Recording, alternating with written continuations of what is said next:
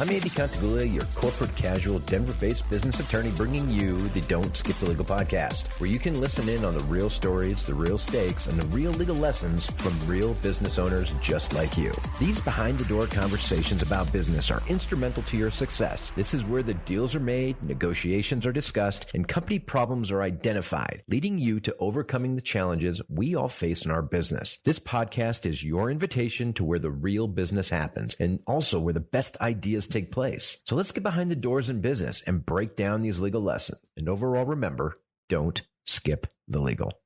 Hey, welcome to the Don't Skip the Legal podcast. Now that we finally have ourselves a good, solid working title to this podcast, welcome. Today we are meeting with my good close friend, Michael Melito, who is an attorney here in town in Denver, but his story is rather unique. And I think the really good lesson that we're going to get from here is Mike was in a previous life a paratrooper in the U.S. Army, and then he was in the Army JAG. He was a lawyer in the Army, then later went and transitioned into the Colorado Attorney General's office, and he was at the Colorado Attorney General's office prosecuting white-collar crime cases, and then eventually, most recently, within the last few years, transitioned from the Colorado Attorney General's office into private practice, running his own business as a lawyer. And his story is really unique. I think he has some really great stories in terms of his transition from military into working for the Colorado state government and into private practice. Some really great stories that we are all going to be learning from today.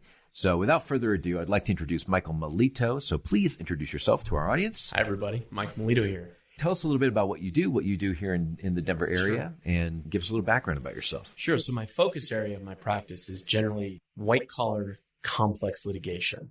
To narrow it down even more, I would say that it revolves around racketeering or the frauds associated with maybe a securities fraud or maybe a business divorce, things of that nature. And so tell us, what is racketeering? What does that involve when it comes to the type of law practice that you're engaged in? Sure. So I used to be an organized crime prosecutor, as you know, and that's actually how we met. Mm-hmm. And effectively, when you have a group of people, and think Sopranos, think Mafia, but you can also think Enron, and you can also think of WorldCom or Quest or white-collar executives getting together and essentially committing frauds upon people. An organization of people. Exactly. So like a hierarchical structure, so to speak. Well, technically, you don't have to have a hierarchy, as the Supreme Court tells us. Yep. But what you can do is it's essentially a group of people involved in an enterprise, and each of those people are committing crimes, which it's surprisingly easy to do, because once you start down a path of lying, you're usually going to wind up in the criminal arena. And that's where I come in. And so tell us a little bit about your history, about what you did in the Army, in doing Army JAG, and how that led to what you're doing now in running your own business, defending individuals, and even doing plaintiff's work in the racketeering and organized crime space. Absolutely.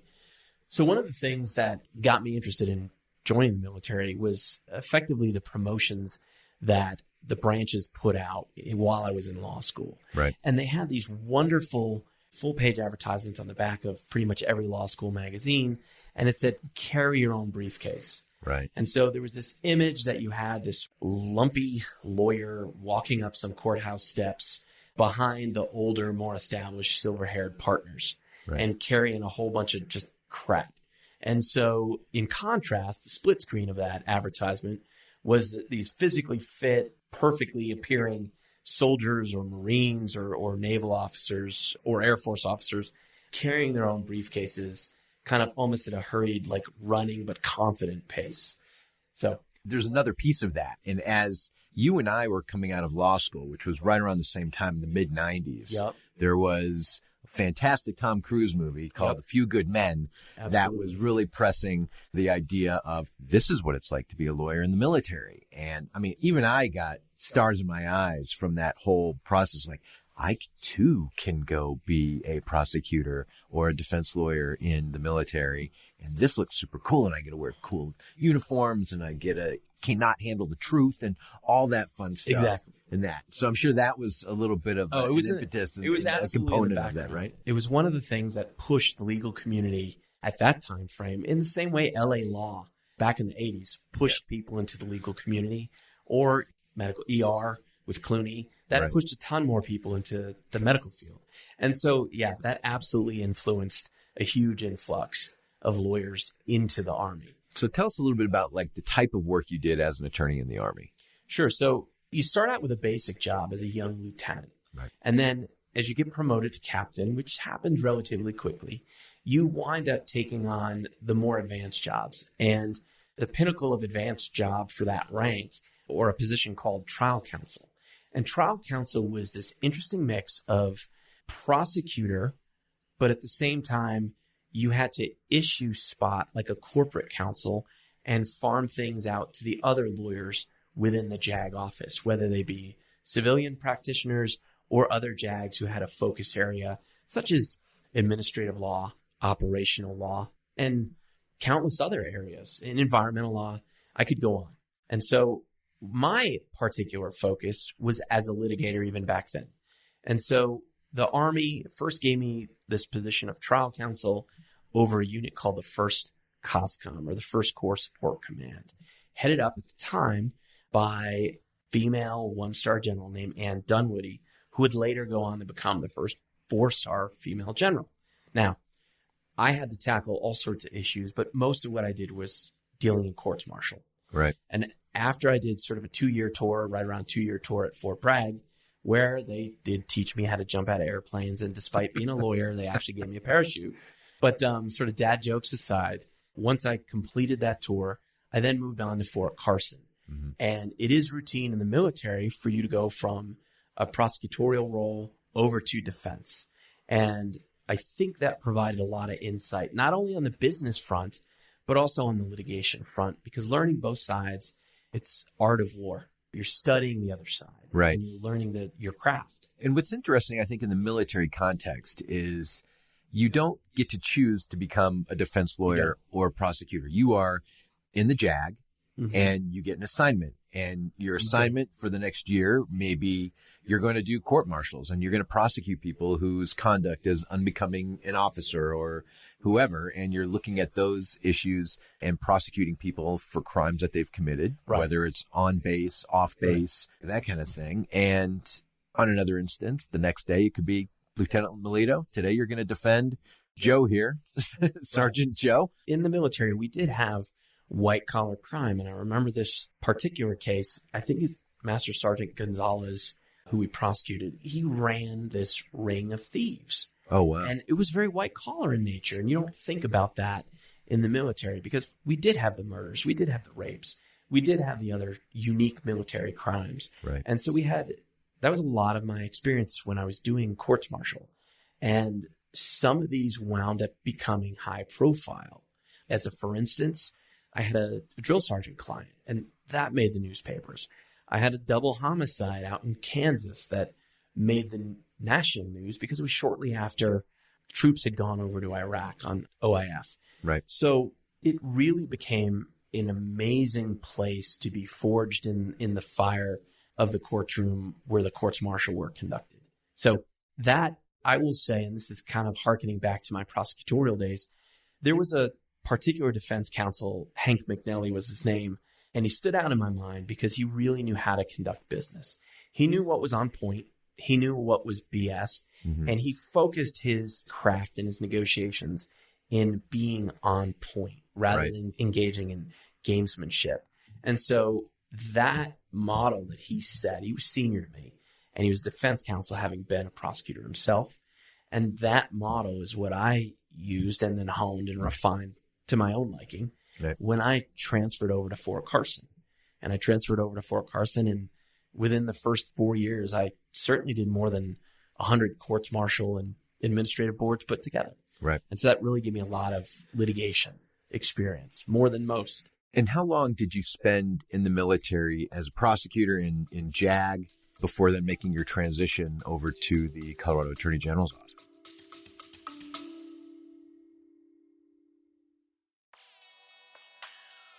Let's take a moment to acknowledge the importance of legal knowledge in the business world. Legal issues can be a minefield, but they don't have to be. That's why I am thrilled to introduce you to a resource that will be your guiding light through these challenges. Get ready to discover the ultimate legal companion for entrepreneurs. I am excited to introduce you to Don't Skip the Legal, the startup guide for entrepreneurs and business owners, your ultimate companion for conquering the legal challenges of entrepreneurship. It is authored by me, Andy Contaguglia, a seasoned business lawyer based here in Denver, Colorado. This book is your roadmap to navigating the legal landscape with confidence. Inside, you'll find valuable insights on choosing the right business entity, understanding fiduciary duties, tackling financing options, hiring employees, and even nailing down the perfect business name and location. But that's not all. You can get your hands on this essential guide in both Kindle and paperback form, making it super convenient for you. If you're ready to empower your business with knowledge, head over to Amazon, head over to Kindle, and grab your copy of Don't Skip the Legal today. For more details and updates, visit don'tskipthelegal.com, and don't let the legal hold you back in succeeding in business.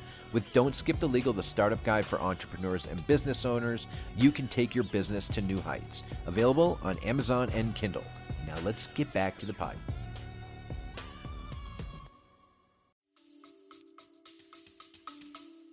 Sure. So between my time as a prosecutor and defense counsel, it was about 6.5 years that I spent active duty in the Army.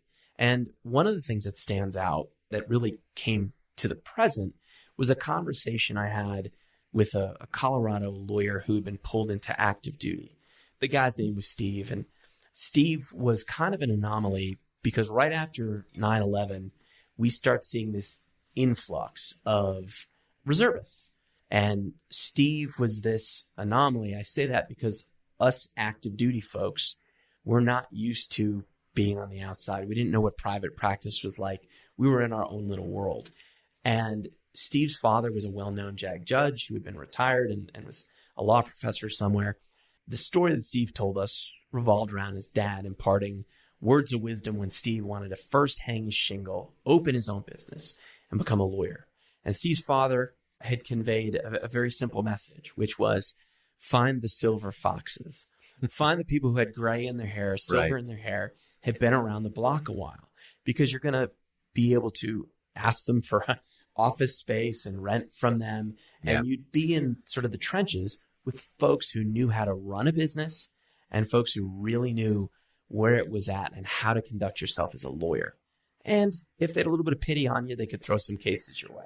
And well, isn't that also the component of seek out a mentor? Exactly. And, you build relationships with people, and I'm sure you built fantastic relationships with people through the military and into the state government. But all of us, I think, whether it's as a lawyer or whether it's as a business owner, I think the telltale here is go out and find someone you can latch on to, who you can look to for guidance, who you can use to help mentor you and help you make these decisions that are not always easy to make. Because in law, sometimes it's easy to say, I don't know the answer. I mean, you can go out and research it.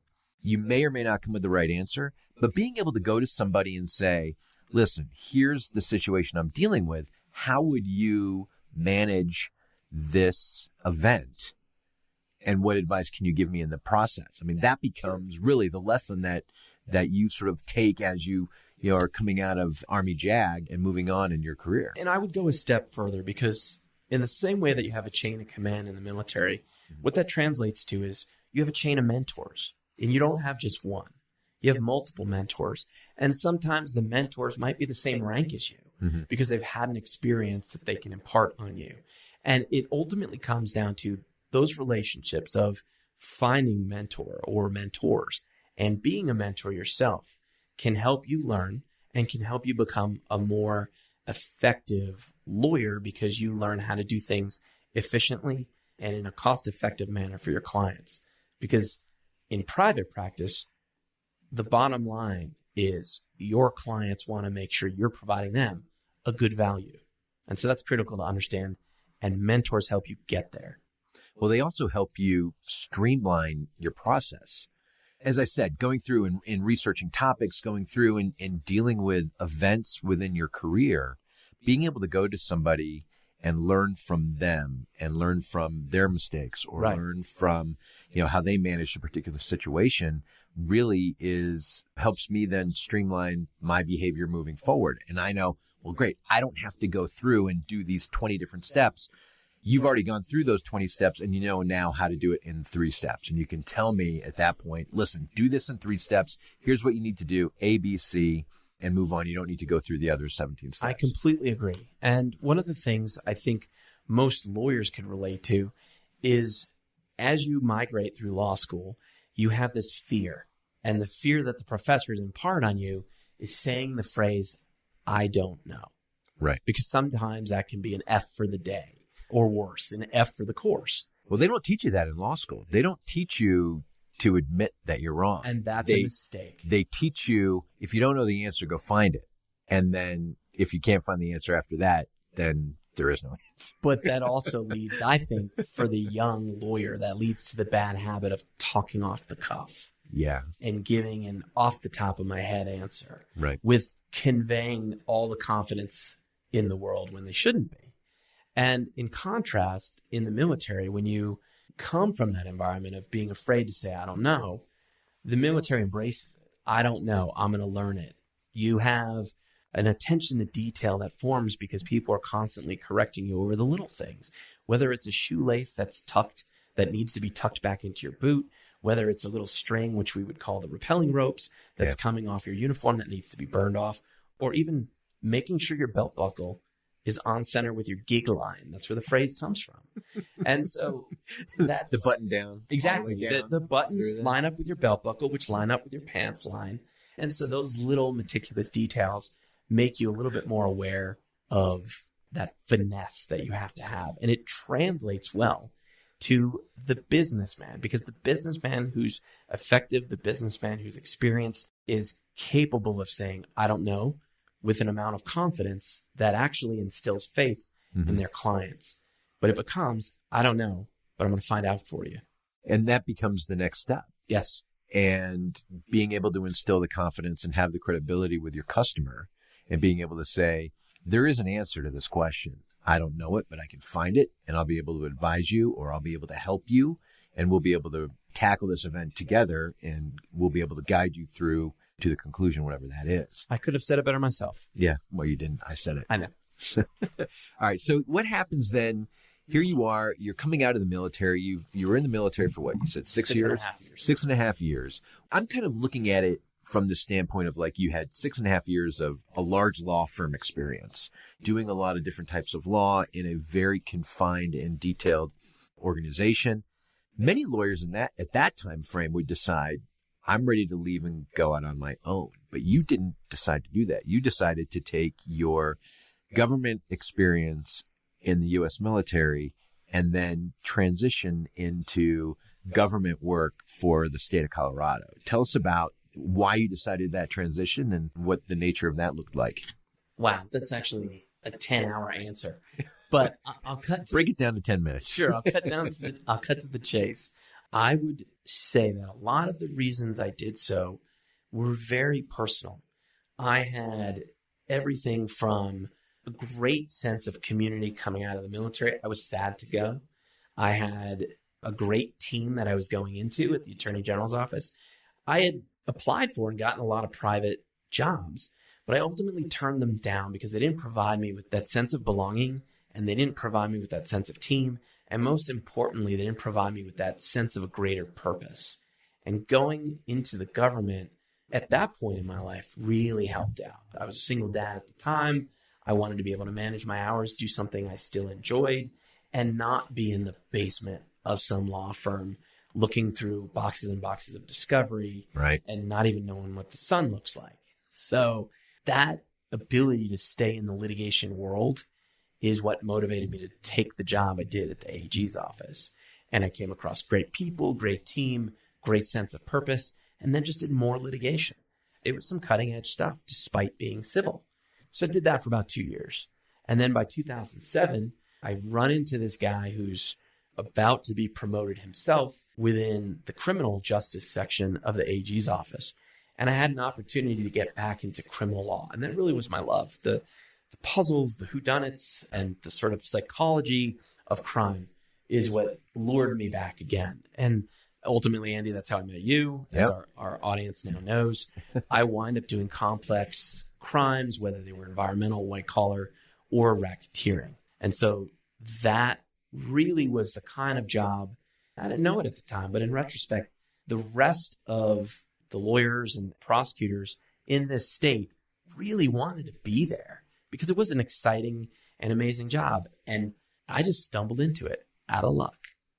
So there's nothing wrong with luck. No. You did complex litigation. You built a reputation for yourself within the legal community as being a fair and just prosecutor. And your credibility among the defense bar as a prosecutor, that's a hard place to fit for a prosecutor. Typically, there is this us versus them mentality. And there are still many lawyers, whether you're on the defense side or on the prosecution side, it's a fight no matter what. It's always me. It's not you.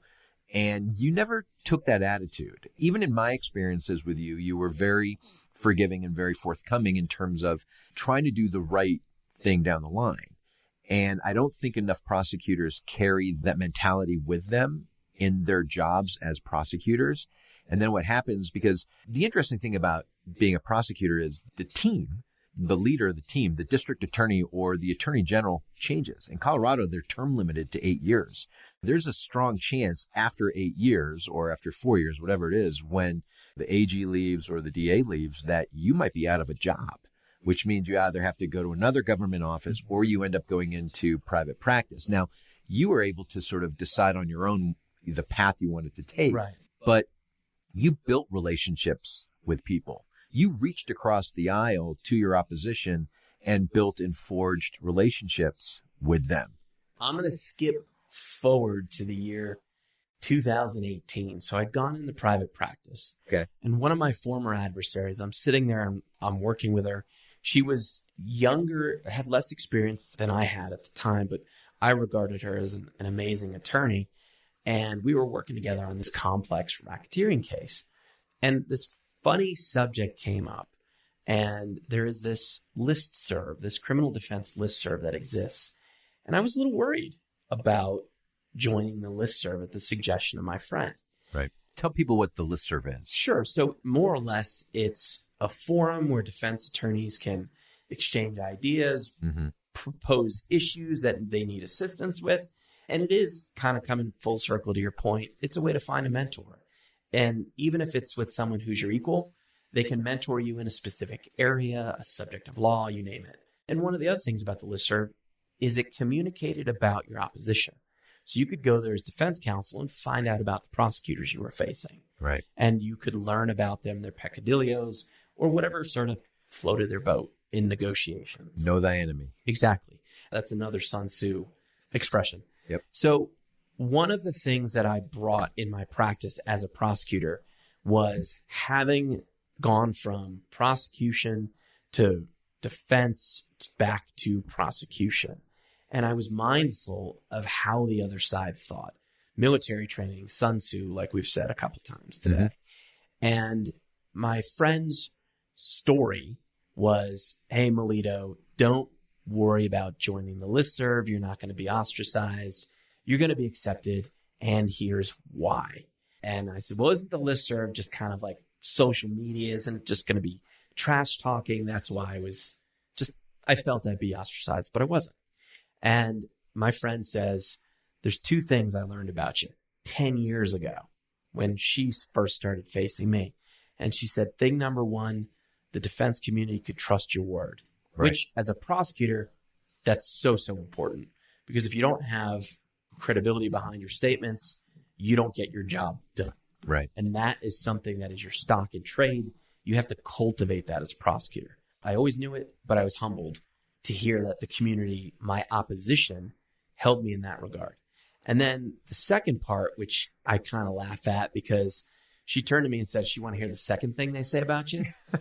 And I said, does it rhyme with trucker? And she said, no. She said this. She said that the defense attorney word on the street was simply, nobody is going to know their case better than Mike Melito. Yeah. So in comparison to all other prosecutors, I knew these big, complex, convoluted racketeering cases better than anyone else in the state.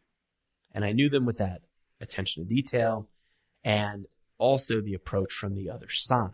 And the rest of the phrase that she said to me that day was, nobody's going to know your case better than Mike Melito, including you. And she meant that to say the defense attorneys out there could trust me to know that I would have a frank conversation with them. I would say, here's my case. Here's why your client is going to be convicted, but here are the weaknesses in my case. Here's the ways you can attack my case. And even though you can attack me over here, I still have you caught over here. And I was kind. I was straightforward about it. And I treated my opposition with dignity and respect. I just communicated with them in a very surgical way. Tell me what's going through your mind when you decide that you want to leave the AG's office and go into private practice. I mean, by this time, when you were making that transition, you and I were already opposite a case of one another. It was large white collar case that was going on involving the marijuana industry in Colorado. And we end up having this conversation. And I remember you telling me that, listen, I'm going to be leaving and going into private practice.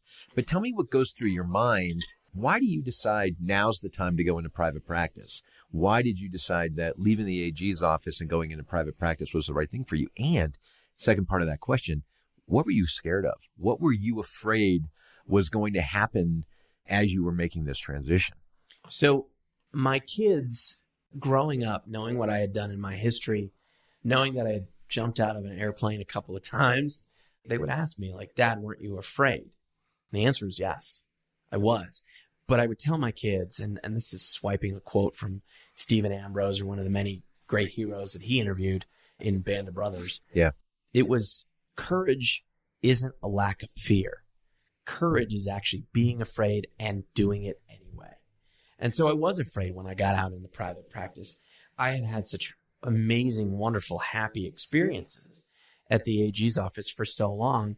And then eventually, politics get to you. The politics got to me, and I didn't feel the right thing was occurring.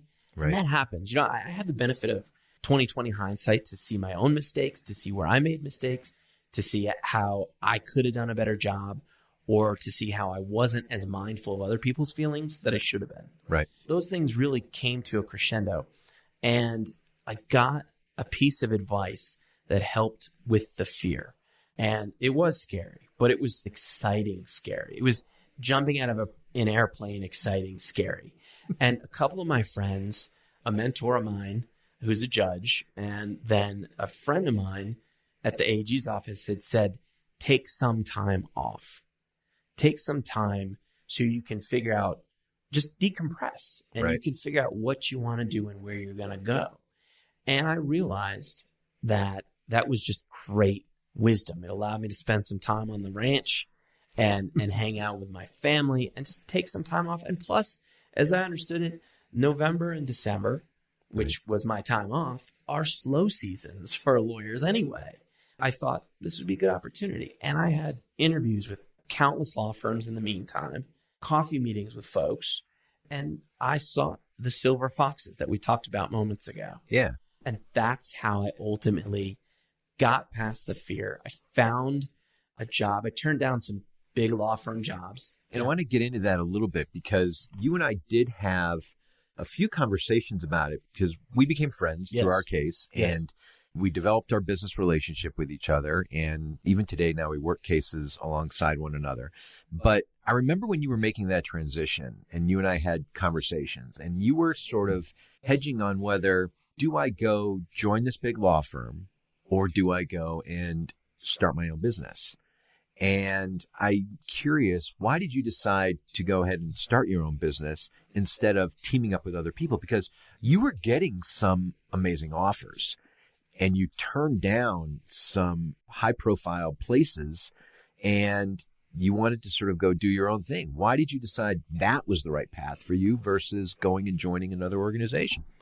One word, and I think every small businessman or woman would nod yes as I say this one word: freedom. Yes.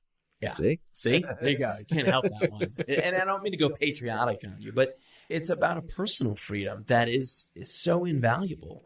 When you engage in a practice or a field or a business and you have the freedom as the boss or partner in some bigger institution.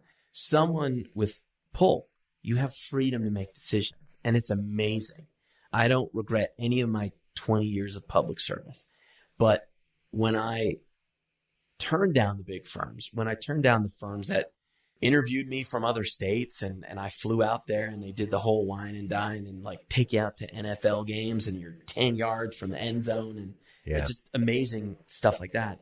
When you turn that down, you turn it down because to be your own boss is an amazing, amazing, liberating moment. And so that's the reason. Where I went from there, well, well, you're sitting here in this chair right now. Exactly. But the idea of starting your own business and turning down very high profile offers, freedom is obviously the determining factor here. But I mean, what's going through your mind? I mean, you're in this zone, you're in a new area, you've worked in the government for the last, at this point, 20 years of your legal career. And now you are sort of cast into the wind, much like jumping out of an airplane and you pull your chute, you don't know where you're going to land. You hope that your chute opens. You hope that the wind current is the right way and that you can, favorable and that you can maneuver your chute to the right landing zone. What's going through your mind after you make this leap and you're like, oh yeah, I'm not going to take this plane to the end zone or to the landing zone. I'm going to jump out and try to find my way there. So I joined this amazing small law firm, which offered me the freedom I was looking for. And effectively they said, how do you want to come into this practice? Do you want to be an associate? Do you want to be a partner? Do you want to be of counsel? Do you want to be a hybrid? What do you want to do? And that allowed me to do several things. Number one, I could get the amount of money I needed, to pay the bills, pay the mortgage, right? That alleviated the fear. And then it allowed me having that little sense of security, doing a little bit of work for some great folks at this firm. That allowed me the freedom to then explore and find my niche. And I had a unique skill set. People did not handle the type of work that I do, the complexity, the volume that I had in governmental practice. You had a particular set of skills. Yeah, I guess. I don't want to sound like Liam Neeson, but yeah, don't kidnap my kids. Otherwise I'll come after you. So stop, or I shall say stop again. I know. Or stop, hammer time, which my wife and I love to say. Oh boy. So I would say this, as I was exploring where I wanted to practice in terms of where in the law, I knew I wanted to litigate because I had such fun doing it. Yep. And then I thought back to a moment where I was speaking with my great uncle, Cesar Guazo was his name. So well respected within my family. He himself was a employment lawyer and a litigator. And I asked him, hey, Uncle Caesar, other than the great things, like you're a family man, other than the family stuff, what were your top 3 moments in the law? And he said the following. Number 1, I was a founding member of the AFL-CIO. And that was super impressive if you're a student of history. Yep. Number 2, I don't remember. But number 3, he said, I was the first attorney to win civil racketeering damages against the mafia. That is super cool. It is. And what jumps to mind, number 1, I said, Uncle Caesar, first, I'm not going to start your car ever. Number 2, weren't you afraid considering who you were going against? Yep. And number 3, how did you overcome that fear? Right. And he said, well, yeah, definitely going up against the mafia was something that was certainly challenging and could instill fear. Yes. But he had kind of reached out to some folks who had some connections, and ultimately they get back and they say the sort of powers that be didn't look at this as one family fighting against another, but rather the cost of doing business. Right. So the safety concern, right? He alleviated the fear in the same way I alleviated the fear by working part-time or of counsel at this other firm. He alleviated that little bit and he could handle the chunks, because then it just became a lawsuit and it just had the fancy name RICO behind it. Cost of doing business. Cost of doing business is how I looked at it. That's an equation that as a lawyer, you go over with your clients. As any business person, you go over with your clients. What's the cost of the decision you're about to make? Right. So I ripped a page right out of my Uncle Caesar's book, and I thought, there's not too many people who do this. And when clients come up to me and they say, wow, organized crime, you did this for 11 and a half, 12 years. I say, yes. And then they say, how many other people do it in the state? I say 20, and 19 of them are in government. So I realized I was kind of the only game in town. I had a good reputation. I worked hard. I took my ethos from the military of attention to detail and just getting out there and loving what I do. And that's the field I went into, the complex white collar litigation. So I do criminal defense and I do that organized crime stuff, but I was also able to translate those skills over to the more complex litigations. Right. So like in the cases that we're managing now, you and I are representing some very high level executives in some publicly traded companies and managing litigation from a very, very high level. I want to sort of go back to your uncle and the cost of doing business. Let's start from the beginning here. I mean, litigation sucks. There's no doubt about it.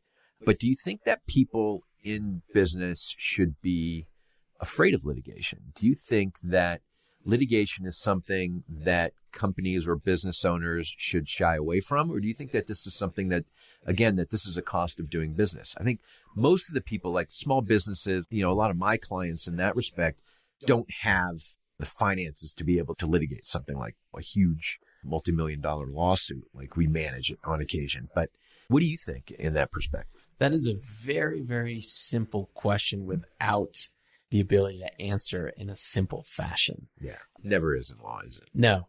That, I think any business person has to be mindful that litigation could come. I think capital reserves, having the war chest available for you as a businessman allows you a flexibility in your decision making, because it does come down to, hey, client, it's going to cost you X. Is it worth it? Now that you know what the legal fees would cost, here's your situation. You might not win as credible as you think you are. You might lose on this finesse point of law. The jury might not like you. Do you want to take that risk and maybe even have to pay their fees? So you can give your client a mathematical number and allow them to evaluate as a lawyer. As a business person, you should be able to do that with your consumers, whoever that happens to be. Here's the risk in making this decision. Are you going to go with the cheap toilet? Are you going to go with the expensive toilet? Because the expensive toilet has a durability of 20 years. The cheap toilet doesn't. Now do you go out and get insurance to cover the cheap toilet versus the expensive toilet? So there's so many different avenues of thought here that I can't give you a simple yes or no answer. But every business person needs to be prepared to have to litigate. That's what it boils down to. I think it's an unfortunate reality of what we're living in nowadays, that you as a business owner are going to be faced with legal action in some form or fashion, whether it's a customer who wants their money back, whether it is a bad review online, whether it is failed partnership, which happens all the time. Or in your particular case, we don't need to get into the details of it, but right before we started recording here, you were on a conference call, for a settlement conference on a piece of litigation that you're a part of involving intellectual property and involving a dispute over ownership and over an app that was created, and what is going on in that case. And what I find, at least from my perspective, and I don't know if you agree with this or not, is that many business decisions are made on an emotional level rather than on a business judgment level. And I always try to impose upon my clients, listen, this is a business decision that you need to make, not an emotional one. I understand that, yes, this is your business. You built it up from scratch. Whatever it is, you need to now make a very difficult business decision. What's the right business decision? What have you found in your representation of clients when it comes to the types of emotional decisions versus the proper business decisions that they have to make? A lot of the client management piece, whether it's criminal or whether it's civil, is being the surgeon and telling your client, I don't care if you did it, being sort of the wrong act, but let me very dispassionately go over the facts and discuss the risk with you. And like a surgeon removing a cancer, you don't have to care about that person. It doesn't have to be a family member. Right. In fact, it's almost better if you're detached. And so I think lawyers bring a detached more objective view that allows whoever that CEO is, whoever that business owner is, to come in, hear their analysis, and say, put aside the passion that you had when you start up this company. It's your child. It's the business version of a child. Yeah. Put it aside, hear me out, and allow me to give you a dissertation on the risks you're about to face and the costs you're about to incur as a business person, as a CEO of a multi-million-dollar company. Let me tell you where the risks are. And frankly, I think good lawyers worth their weight in gold. And that objective view, even if you wind up disagreeing with the business person, that objective view of the risks they face often calms them down and allows them to be more analytical, to put aside that emotion and to satisfy, I'll say the business judgment rule, but to satisfy their intellect, their emotions, and then maybe even their shareholders. Yeah. And we see this at a small business level too. Certainly. And this just happened to you and me yesterday, but we both got discharged by a client, and that happens in our business. And I run along the philosophy of, listen, I may not be the right lawyer for everybody I come in contact with. I have a particular attitude. I'm a particular way about how I like to do things. And I expect certain things from my clients in the process. And if my clients don't adhere to my strict rules about what I expect from my clients, then I'm put in a position where, listen, I need to withdraw from the case, or you need to discharge me as your lawyer if we're not going to agree on these things. I mean, and that's sort of written in our ethical rules as counsel. But did you and I cry over losing a client that could potentially bring us thousands and thousands of dollars in fees over this? No, of course not. Because it was the right business decision, not only for our client, but also for us moving forward, because there was a breakdown in communication between the way that we were dealing with it. Agreed. And I think that it's important for every business owner to not try to force a relationship to work, that there are signals, that there are signs out there in the universe that you're getting, like, this client of mine's not getting back to me, or this person isn't paying their bill, or something like that lends to this. Maybe you just need to cut the ties. And it comes back to the ability to communicate effectively. Right. A good friend of mine who was just a person who provided wonderful insight when I went out into private practice. This person, even though they were junior to me in overall lawyering experience, they certainly had a lot more experience in private practice. This woman, Kelly, said to me, Melito, I know that there's a lot of lawyers who go out there and they try to instill this fear. And that's their advertising. The same way an alarm company would have a burglar trying to break into a house, or some violent advertisement right on the edge of violence that scares people into buying an alarm system. I think there was an alarm company. Yeah. Their commercial was somebody breaking in. The alarms went off. The lights went off everywhere. Right. And everyone's safe and survive, even though the evil masked criminal with the striped shirt, right? It wasn't a raccoon. And they ran away. And so I wasn't comfortable with that. And I took on the wisdom of this person who mentored me. I took on her wisdom and really just looked at it like the same way you would go in and talk to a doctor. There's a lot of smart lawyers, there are a lot of smart doctors, but it comes down to, can you communicate? Yeah. Do you fit? Because if you fit your client, if you fit your potential consumer, you're going to have good communication. And if you sort that out early on, rather than just looking at it as a means to an end to have money, you should look at it instead of, if we fit, it's going to be more fruitful for both of us. If you force a relationship when it shouldn't exist, you're going to have a breakdown and you're going to get bad results for everybody. And so I took that to heart, that wisdom, that mentorship of my friend Hart, and I employ it to this day, where I make sure I fit with my clientele. And I said, hey, look, I get it. You're here. You've been referred to me, because that's how I operate. I don't really advertise, but you want my skill set. Well, let me see if we fit, because if you and I can communicate with one another, we build trust, we build honesty, and that allows me to hear and diagnose your woes as best I can, because you're being thorough, you're being complete, and you're being candid with me, right, even for the stuff that it's hard to say, because you might be admitting to, I did something wrong. I did a crime. I wronged my business partner, or I wronged these people. It allows me to cure that cancer. It allows me to commit that surgical mindset to your operation to help you. You get this opportunity to sit down with your client and really discuss and have good communication and build the relationship, which I think is important, not only as a lawyer, but in any business. It's critical. Because if you can't communicate with your client, your customer, you're going to break down that relationship, and it's just not going to work. There's just nothing you can really do to get past that. Exactly. So. And sometimes you have to say goodbye to your customer, no matter how much you like the person. And I haven't had the experience, but sometimes there can be a good riddance component to it. Yeah. So, well, let me ask you this question. So what do you think has been your biggest challenge in your own business as you've left the AG's office, growing your own business right now? What has been your biggest challenge? Wow. Being able to say, I'm a rookie all over again. Right. Embracing the fact that I don't know. I guess I shouldn't say it's been a challenge, because the Army taught me to do that. They taught me to say, I don't know. They taught me to say, go seek out a mentor. But there's a humbling component where you go from really the spot everyone wants to be to, I'm a rookie learning these things all over again.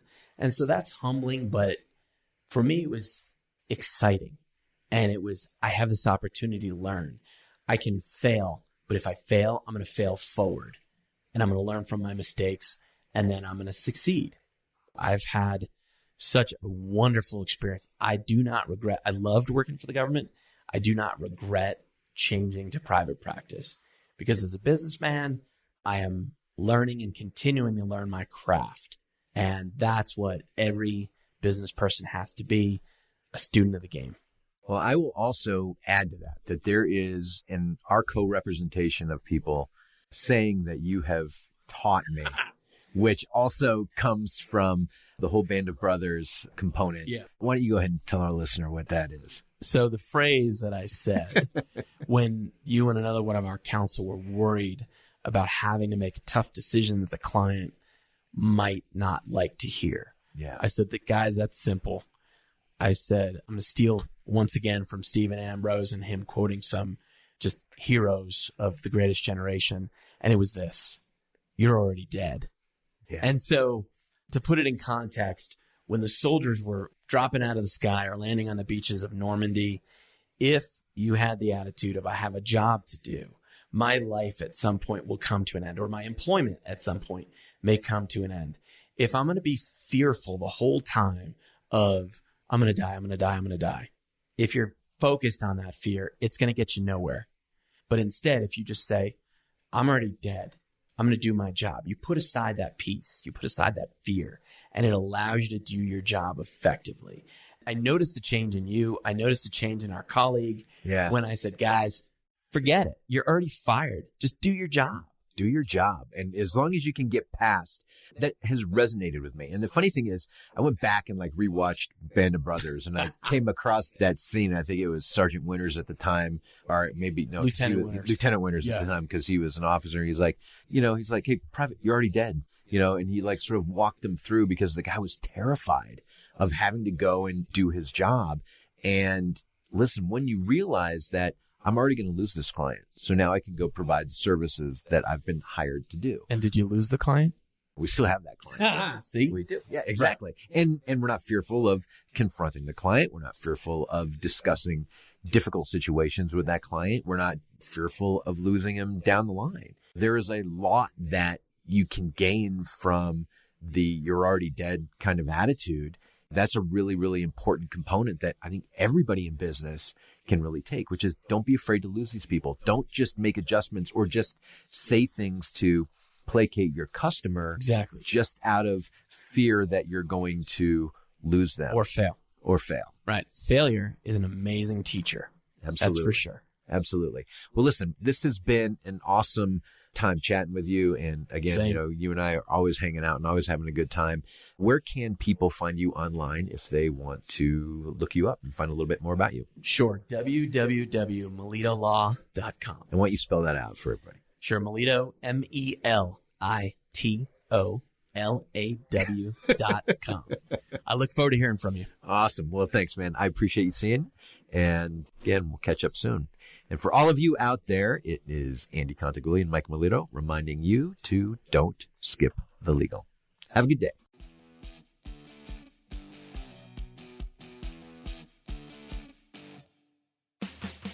Thank you for listening to the Don't Skip the Legal podcast. I'm your host, Andy Contaguglia. I hope you enjoyed our time together and this great opportunity to peek behind the business door and examine the legal lessons in business. If you're keen to hear how these lessons can be applied in the real world, well, join us next week for another episode where you can listen in to another business success story. As always, you can head over to contaguglia.com/podcast to sign up to our email list, as well as check out all the links and resources in our show notes. If you enjoyed this episode and you'd like to help support the podcast, please share it with others, post about it on social media, or leave a rating and review. To catch all the latest from me, you can follow me on Instagram, Twitter, and TikTok at AJCESQ. Thanks again. This is Andy Contaguglia reminding you to don't skip the legal.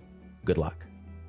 The legal information contained in this podcast is intended for general informational and entertainment purposes only. It should only be used as a starting point for addressing your specific legal issue. The legal information I talk about does not create an attorney-client relationship between you and me. This podcast is not a substitute for an in-person or telephonic consultation with a lawyer who is licensed to practice in your jurisdiction about your specific legal issue, and you should not rely on this legal information for those purposes. You understand that questions and answers or other information contained in this podcast are not confidential and are not subject to attorney-client privilege. I am not providing you a legal service. Every legal case is different, and past performance is not indicative of future results. Please consult your own attorney.